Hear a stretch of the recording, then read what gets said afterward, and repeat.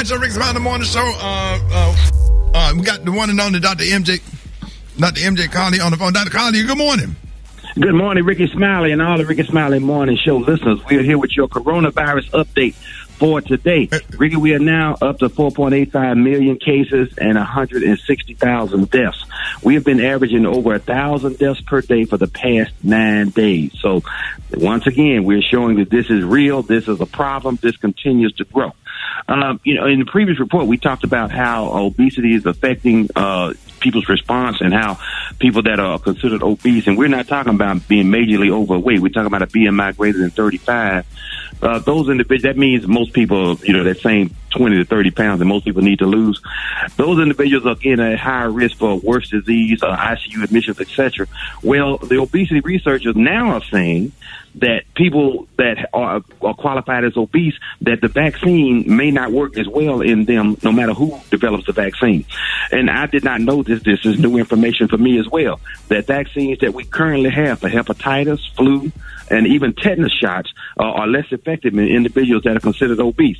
And obesity researchers said that they don't think that it's going to be any different for the COVID-19 vaccine when it is developed. So that is amazing. Again, once again, shows that we need to, to monitor our nutrition, get rid of that Corona 15, and stay as healthy as we can while we're dealing with this, because even the vaccine, once it's developed, is thought to not work as well in individuals that are considered to be obese. So the people on my 600, never mind, Dr. Collier. Go ahead.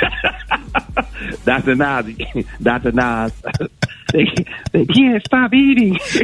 Don't do it, Roger. I can't stop eating. They can't stop eating. So we look at parts of the United States, Rickey, even the islands, Hawaii and Puerto Rico, are having greater cases. Right. So this is, again, we're suffering. And did you know that yesterday in Georgia, a second grader tested positive after the first day of school, and now all of his classmates, which is 20 students plus the teachers and administrators, are now on 14-day quarantine, and they're having to super clean the classroom.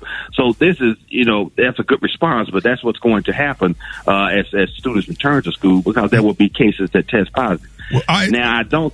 Go ahead. No, we're going to go to the phones right quick. You on with Dr. MJ Collier. Good morning.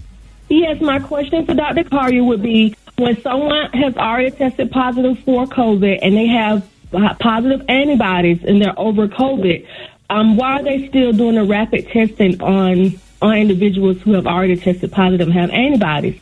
And if so, most of the people that test positive, they're going to test positive for the rapid and not for the long-term test that they test for COVID, which is the swab. So I guess my question would be, what can they do as far as CDC-wise to let employers know that whenever they test their employer again, that they're testing positive and they're putting them out of work for an additional 10 days? That's absolutely correct. And what the CDC is now recommending is that people do not get a second swab, a PCR nasal swab for the antigen, because the antigen test can remain positive for in some individuals for weeks or months. But that doesn't mean that they have active disease. Most of the time, that is just dead viral particles and genetic material that's being detected by that highly sensitive test. So the CDC is no longer recommending that people get a test of cure, so to speak. That once they tested positive and 10 days have passed, then they can be cleared to go back to work. I'm having that issue in my personal practice, because patients are coming wanting me to give them letters saying that they are clear when when I state that, but the employer is requesting a copy of a negative nasal swab, and you can't, that's not necessary anymore. All right, you're on with Dr. MJ Collier. Good morning. I wanted to know, since school's starting back, why not test these children for the COVID-19 vaccine? That should have been done. I mean, we talked about this since March, and kids have been out of school. Why not test them and make it a mandatory like they do other vaccinations for school? That is an absolutely great point to make. I have suggested that myself and even volunteered to do testing, but it is a logistical nightmare. There are so many students going back to school that there's just no infrastructure in place to test all the students. But again, that would be the ideal situation, to test them, and then once they've tested negative, clear them to attend school. But again, that test is only good for pretty much that day. Within the next 2 weeks, you would have to test them again. And so I just don't think that there's no infrastructure in place to do it. That would be the ideal situation, however, and what I would recommend, that we could test the students. All right, Dr. Collier, let everybody know how you can be reached. Ask ASK, Dr. MJ Collier, and also go to my website, lipodrops.com, to find out how to boost your immune system. I'm telling all of my educators who are worried about being back in the classroom, come in, get started on those supplements to boost your immune system. Make sure that you're in the ideal situation to protect yourself.